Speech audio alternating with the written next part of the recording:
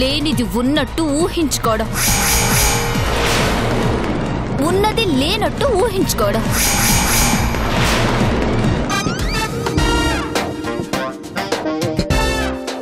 కూర్చోమంటే అలా కూర్చోవటమేనా?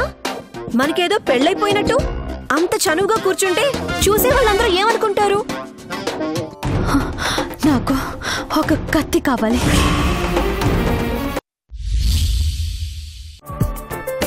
నువ్వు నన్ను ప్రేమిస్తున్నావని ఎన్నోసార్లు చెప్పావు. ఆ మాట నేను చెప్పటానికి నాకు కొంత సమయం పట్టింది. దేవుని సన్నిధిలో చెప్తున్నాను, నేను నిన్ను ప్రేమిస్తున్నాను. ప్రేమే సంతోషం, ప్రేమే ఉల్లాసం, నిండుగా ఈ నిమిషం పరవశమే. ప్రేమ మీద, ప్రేమించిన నీ మీద ఒక గౌరవం ఏర్పడింది. అవి నమ్మకానికి సంబంధించినవి. ఆ నమ్మకాన్ని పోగొట్టుకోకు. అలా పోగొట్టుకోనని ప్రామిస్ చేయి.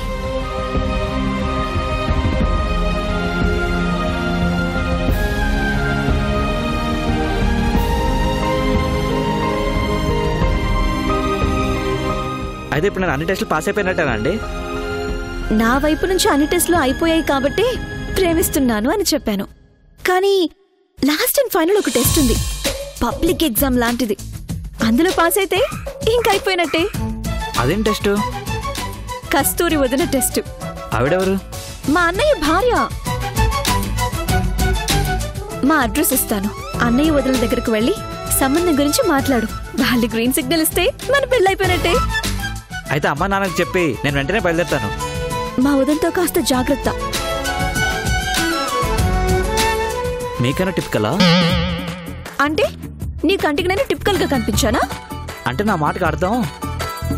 నాకు అర్థం చెప్పక్కర్లేదు, మా వదిలిని అర్థం చేసుకుంటే చాలు.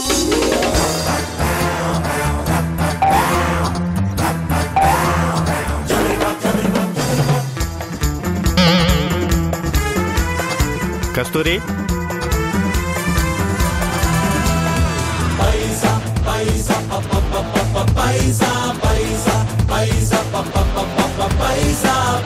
కస్తూరి నిన్నే.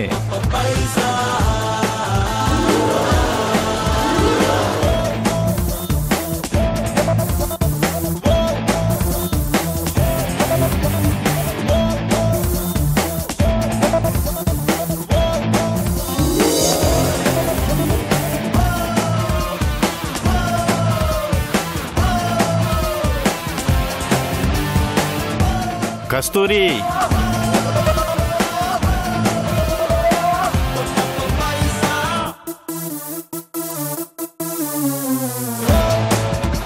కస్తూరి ఏంటి మళ్ళీ ఇమాజినేషనా? అయ్యో రామ, ఇదంతా నా కళ. ఎంత ఘోరం జరిగిపోయింది, ఎంత అన్యాయం జరిగిపోయింది. నా కోరికలన్నీ ఇలా కలల రూపంలో పోవాల్సిందేనా? నిజమయ్యే రోజే లేదా? ఏం బతికేనిది, ఏం జాతకమేనిది. అసలు నువ్వెందుకు బతుకున్నావే కస్తూరి? ఏం నీళ్లు లేని బావో చూసుకుని చావక. అందుకే పగటి కలలు కనొద్దు అని చెప్తాను. ఏం పాపం, కలలు కంటే మీ సొమ్మేమన్నా అరిగిపోతుందా? మీ ఆస్తి ఏమైనా కరిగిపోతుందా? కస్తూరి, మొదలు పెట్టండి ఇంకా నీతి వాక్యాలు. శత్రువులు బోర్డర్ దాటం ఎంత ప్రమాదమో, మనలాంటి మిడిల్ క్లాస్ వాళ్ళు పరిధిని దాటం కూడా అంతే ప్రమాదం. ఇదిగిదిగిదిగుదో, ఇలాంటి మాటలతోనే మభ్య పెడుతూ 7 ఏళ్ల కాలాన్ని కొవ్వొత్తులా కరగదీసేశారు. అయ్యో, నేనొక పిచ్చి మాలోకాన్ని కాబట్టి అట్ట నెట్టుకుంటూ సర్దుకుంటూ వచ్చేసాను. సంసారం అంటేనే సర్దుకోవడం కస్తూరి. అంతేకాని మీ చేతకానితనమని మాత్రం అనుకోరే.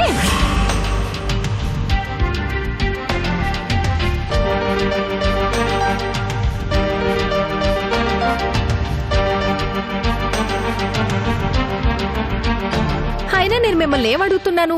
హైదరాబాద్ లో ట్యాంక్ బండ్ అడిగానా? వైజాగ్ లో స్టీల్ ప్లాంట్ అడిగానా? విజయవాడలోని బెంచ్ సర్కిల్ రాసిమ్మన్నానా? ఏదో ఉండడానికో బంగ్లా, తిరగడానికో కారు, ప్రతిదానికి తడుకోకుండా బ్యాంక్ లో 1 కోటి రూపాయలు ఏదో నాగా నట్రా అడిగాను. అంతకు మించి నేనేమైనా అడిగానా?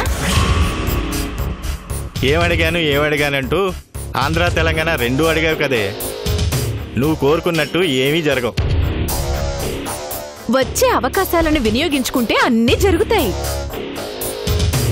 ఏం అవకాశాలు? నిన్న సుబ్రహ్మణ్యం బాబాయ్ మీ టేబుల్ మీద ఫైల్ పెట్టి టేబుల్ కింద డబ్బు పెడితే గోలగోల చేశారంట కదా. అది డబ్బు కాదు కస్తూరి, లంచం. లంచం అంటే కంచమో మంచమో కాదండి, మనలాంటి మిడిల్ క్లాస్ వాళ్ళకి దేవుడిచ్చిన వరం. అది అర్థం చేసుకోరేంటి మీరు? నీ భర్త ఇంత అమాయకుడేంటి అని పిన్నిగారు మొహం మీదే అడుగుతుంటే సిగ్గుతో చచ్చిపోవాలనిపించింది. ఛ, తల కొట్టేసినంత పని అయింది. ఆ డబ్బు తీసుకుంటే నేను తలదించుకోవాల్సి వస్తుంది కస్తూరి. అయ్యోరమ్మా, లోకంలో ఎవ్వరూ చేయని పనే ఏంటిది? అలాంటివి నాకు చేతకావు కస్తూరి. లంచాలు తీసుకొని భర్తని చేతకాని వాడని నువ్వు ఎన్నిసార్లు అన్నా నాకేమీ అభ్యంతరం లేదు. మీ నిజాయితీతో మన బతుకులు ఎక్కడ మొదలయ్యాయో అక్కడే ఆగిపోయాయి.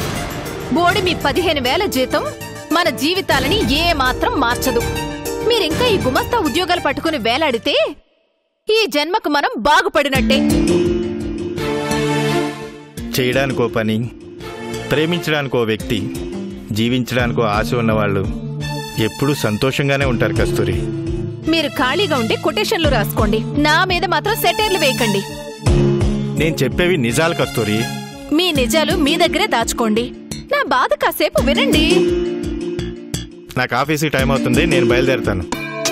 మీరు అరగంట ఆలస్యంగా వెళితే అక్కడ కొంపలే మునిగిపో. కాస్త నేను చెప్పేది వినండి. సేమ్ క్యాసెట్ కదా కస్తూరి. కాదు, నేను చెప్పేది వినండి. కామాక్షేమో 10 తులాల గాజులు చేయించుకుంది, నీలవేణేమో నెక్లెస్ చేయించుకుందండి. ఈ వయసులో కూడా రత్తాలత్తా రంగు రంగుల పొడులతో వడ్డాణం చేయించుకుంది. అందరికీ అందరి మొగుళ్ళు అన్నీ కొనిస్తున్నారు, నా మొగుడే ముక్కు పొడకు కూడా కొనివ్వడం లేదు. వీధిలోకి వెళ్లాలంటే భయమేస్తుందండి. అవునవును, ఈ మధ్య కుక్కలెక్కవే కదా. కామెడీలు చేయకండి. చూసే ప్రతి వాళ్ళు ఎప్పుడు ఆ నల్ల పుసలు గొలుసు మెళ్ళ వేలాడదీసుకుంటా అంటున్నారు. అందుకే 2 నెలలు తిరగకుండానే చంద్రహారం కొనుక్కుంటానని అందరితో ఛాలెంజ్ చేశానండి. మీరు ఎలాగైనా చంద్రహారం కొని నా మాటని, నా పరువుని నిలబెట్టాలి. చంద్రుడి దగ్గరికి వెళ్ళటం ఎంత కష్టమో నీకు చంద్రహారం కొనటం కూడా అంతే కష్టం. 2 నెలలు టేబుల్ కింద చేతులు పెడితే చంద్రహారం కొనడమే కాదు, చంద్రమండలం మీద ఫ్లాటే కొనేయచ్చండి. ఇంకోసారి లంచం అన్న మాట నీ నోటి నుంచి రాకూడదు కస్తూరి. అయ్యో రామ, లంచాలు తీసుకోకపోతే మనం కార్లలో ఎప్పుడు తిరుగుతాం, బంగ్లాలు ఎప్పుడు కొంటాం? నువ్వు మారవు. ముందు మీరు మారండి, తర్వాత అన్నీ మారిపోతాయి. మా పుట్టింటి వాళ్ళు పెట్టిన ఈ బంగారు గాజులు, ఈ నల్ల పుసలు తప్ప నా బతుక్కి 1 గ్రాము బంగారమైనా కొన్నారా మీరు? ఏ భార్య అయినా 1వ తారీఖు వస్తుందంటే మొగుడికి జీతం వస్తుందని సంతోషపడుతుంది. నేను మాత్రం అమ్మో 1వ తారీఖు అని భయపడిపోతున్నాను. పేపర్ వాడు, పాలవాడు, కేబుల్ వాడు మీ జీతం అంతా లాక్కెళ్ళిపోతున్నారు. మీరు మన కోసం సంపాదిస్తున్నట్లేదు, వాళ్ల కోసం, మీ చెల్లెల కోసం సంపాదిస్తున్నట్టుంది. 10వ తారీఖు వరకే బడాయి, 11వ తారీఖు నుంచి నెలాఖరు వరకు లడాయి. నా పేరులో వినోదం ఉంది గాని నా జీవితంలో లేకుండా పోయింది. మీ చెల్లె అయ్యుంటుంది. లహరి చెప్పమ్మా. అబ్బా, ఎంత తీయగా మాట్లాడుతున్నారో. ఎలా ఉన్నారన్నయ్య? పొద్దున్నే కస్తూరి సుప్రభాతం అయిపోయిందమ్మా, ఇక ఆఫీస్కి బయలుదేరుతున్నా. నేనేమి మీ అన్నయ్యని రాచి రంపాన పెట్టడం లేదమ్మా. మా వదిన అలాంటిది ఇలాంటిది అని అందరి దగ్గర టామ్ టామ్ చేయకు. మా వదిన ఎంత మంచిదో నాకు తెలీదా? అన్న చెల్లెళ్ళిద్దరికీ నాతో ఎలా ఆడుకోవాలో బాగా తెలుసు. అలా అంటావేంటో వదినా? ఈ లోకంలో మనీకి ఉండే విలువ మనిషికి లేదని మీ అన్నయ్యతో చెప్తున్నాను, అంతేనమ్మా? వదినా, మనీ అంటే గుర్తొచ్చింది. ఎగ్జామ్ ఫీజు కట్టాలి, అన్నయ్యని 5,000 పంపించమని చెప్పు. ఏమండోయ్, ఎగ్జామ్ ఫీజు అంట 5,000 బంపర్ ఆఫర్ అండి. పంపిస్తాలేమ్మా. సరే అన్నయ్య. సరేమ్మా, నాకు ఆఫీస్కి టైం అవుతుంది, నేను మనీ డిపాజిట్ నీకు చేశాక కాల్ చేస్తాను. అలాగే అన్నయ్య. వదిన్నేమనుకు. నేనా? సరే ఉంటానన్నయ్య, బాయ్.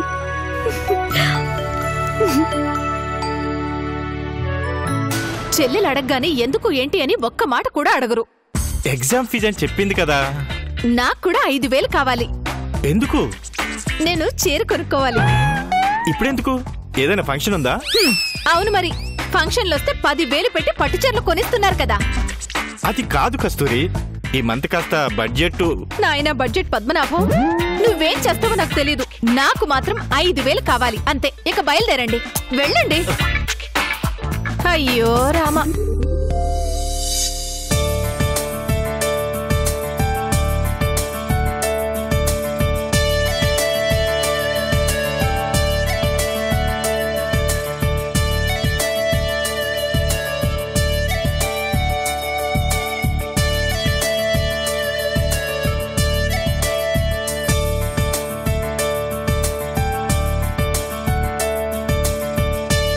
బాగుంది కదా గాయత్రి? గాయత్రి, ఈ మొక్కే మన ప్రేమకు గుర్తు. ఇది ఎప్పటికీ ఇలాగే పూలు పూస్తూ ఉండాలి, సరేనా? సరేనండి. ఇద్దరం మన ప్రేమని ఈ నీళ్ళల్లో కలిపి ఈ మొక్కకు పోద్దాం, సరేనా? అలాగేనండి.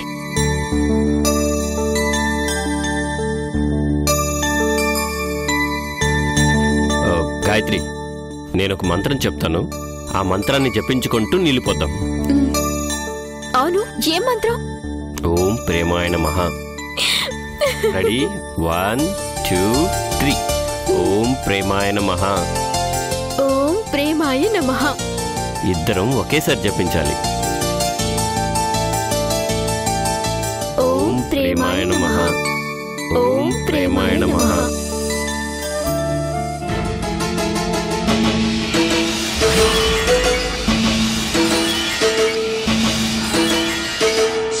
ఓం ప్రేమాయ నమః. ప్రేమాయ నమః. Oh my God.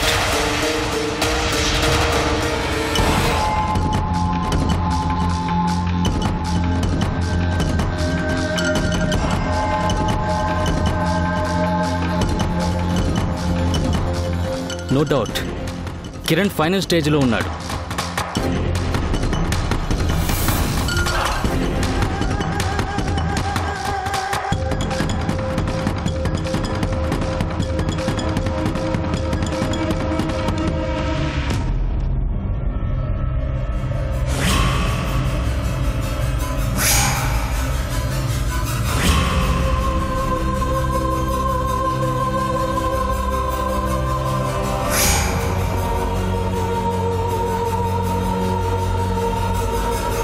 గాయత్రి, ప్రతిరోజు మనం ఈ మొక్కకు నీళ్లు పోయాలి, సరేనా? సరిపదా?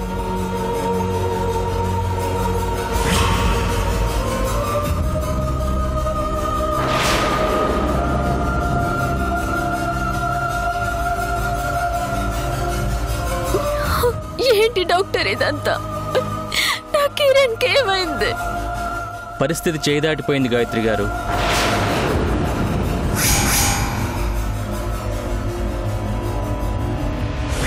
అవును గాయత్రి గారు, లాస్ట్ స్టేజ్లో ఉండే సిమ్టమ్స్ కనిపిస్తున్నాయి.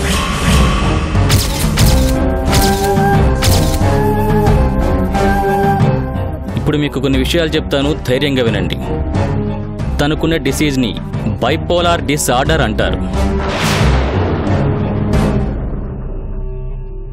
1,000,000 మందిలో ఒక్కరికి వచ్చే డిసీజ్ ఇది.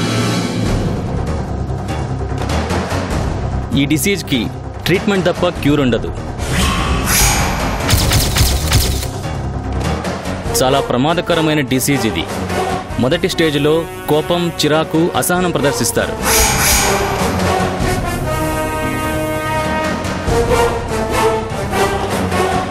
రెండో స్టేజ్లో షార్ట్ టర్మ్ మెమరీ లాస్ అవుతుంటారు.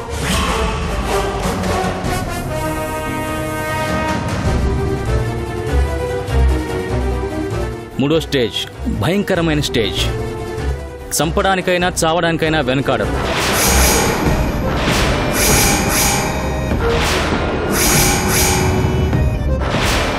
అవును గాయత్రి గారు, అంత ప్రమాదకరమైన డిసీజ్ ఇది.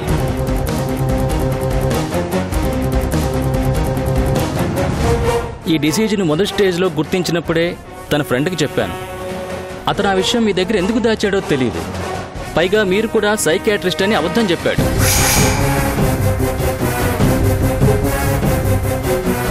రెండు మూడు సార్లు కిరణ్ గారు కనిపించినప్పుడు తనతో మాట్లాడడానికి ప్రయత్నించాను. తన ఫ్రెండ్ నన్ను అవాయిడ్ చేశాడు. ఈవెన్ మిమ్మల్ని కూడా కలిసే అవకాశం ఇవ్వలేదు. కిరణ్కు మీరు సీక్రెట్గా టాబ్లెట్ ఇస్తూ ట్రీట్మెంట్ ఇస్తున్నారని అబద్ధం చెప్పాడు. అంతా అతని వల్లే జరిగింది.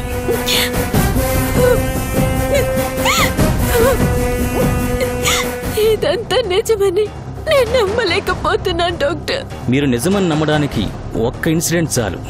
అదేంటో తెలుసా? వెన్నెల చనిపోవడం.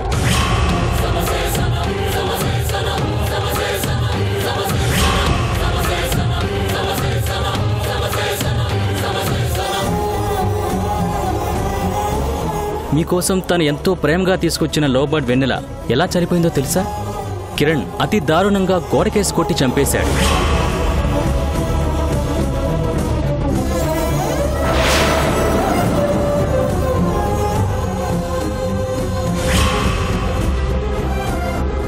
ఆ వీడియోని కిరణ్ ఫ్రెండే సీసీ కెమెరాలో షూట్ చేసి నా దగ్గరికి తీసుకొచ్చాడు. అప్పుడే కిరణ్ గారి ప్రాబ్లం గురించి అతనికి క్లియర్గా చెప్పాను. కేవలం పావురం మీదే కాదు, ఇంట్లో వాళ్ళ మీద కానీ బయట వాళ్ళ మీద కానీ కిరణ్ ఈ పాటికే దాడి చేస్తుండాలి.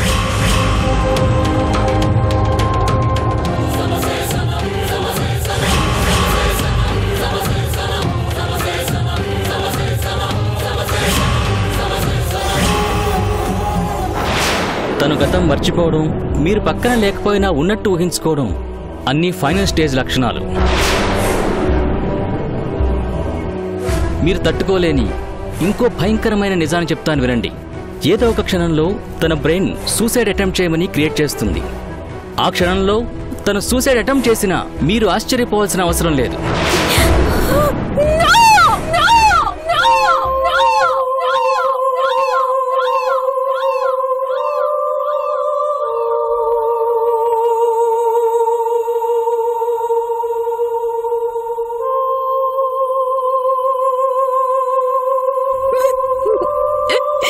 మీరు చెప్పే మాటలు వింటుంటే గుండె ఆగిపోతుందేమోనన్న భయం కలుగుతుంది. ఈ విషయాలు మీతో మెల్లమెల్లగా సెన్సిటివ్గా చెప్పే స్టేజ్ దాటిపోయింది. అందుకే ఇంత డైరెక్ట్గా చెప్పాల్సి వచ్చింది. ఇన్ని రోజుల్లో మీరు నోటీస్ చేయకపోవడమే నాకు చాలా ఆశ్చర్యం అనిపిస్తోంది. ఎనీవేస్, తను చాలా ప్రమాదకరమైన స్టేజ్లో ఉన్నాడు. తనతో పాటు ఉన్న వాళ్ళకు కూడా చాలా ప్రమాదం.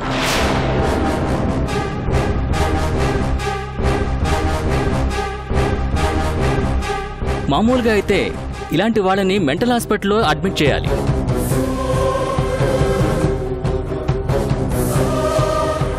బట్ అలా చేయడం వల్ల ఇంకో ప్రమాదం ఉంది. తన రోగం గురించి తనకు తెలిసిందంటే ఇంకా డిప్రెషన్ గురవుతాడు.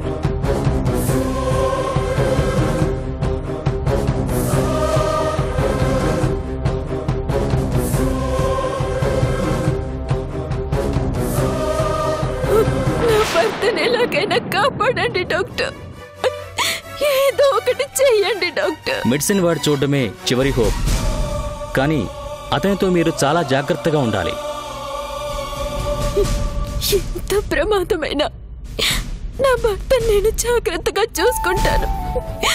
నా భర్తను నేను కాపాడుకుంటాను డాక్టర్. సరే గాయత్రి గారు, నేను మెడిసిన్ పంపిస్తాను. జాగ్రత్తగా వాడండి. నెక్స్ట్ స్టెప్ ఏం తీసుకోవాలో ఆలోచిద్దాం.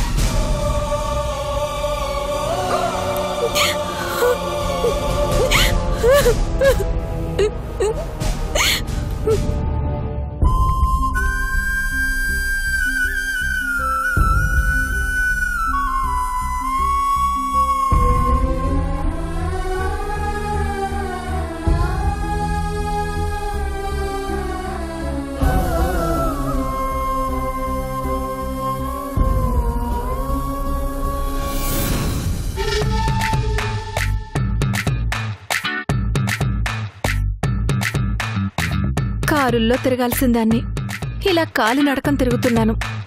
దేవుడు అందరికీ అన్నీ ఇస్తున్నాడు. నా బతుకు మాత్రం ఎక్కడ వేసిన గొంగళి అక్కడే అన్నట్టు చేసేశాడు. నా మొగుడికేమో లంచాలు తీసుకోవడం చేత కాదు. ఆయనే గనక లంచాలు తీసుకుంటే సంవత్సరం తిరిగేలోగా నా జీవితమే మారిపోతుంది.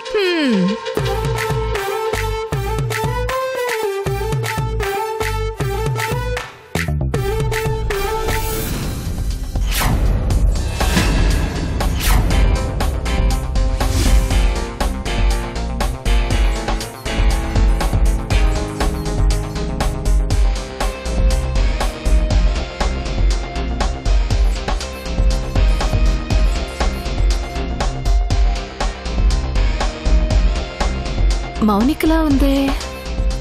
లా ఏంటి? మౌనికే. అబ్బో, కారులో తిరుగుతుందే.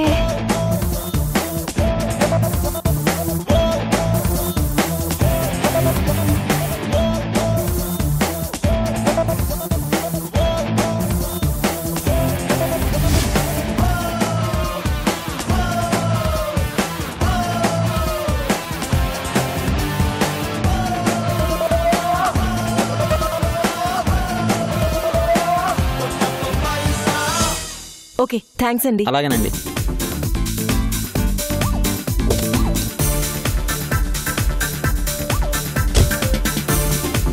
అమ్మో, ఇటే వస్తుంది.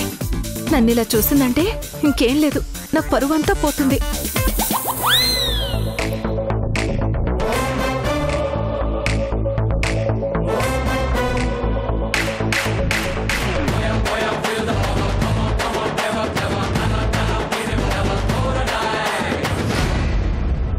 అమ్మయ్యా, చూడలేదు.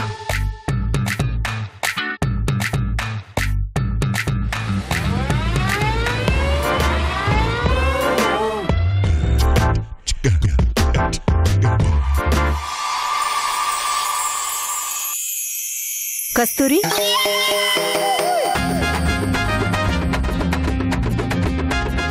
మౌనిక,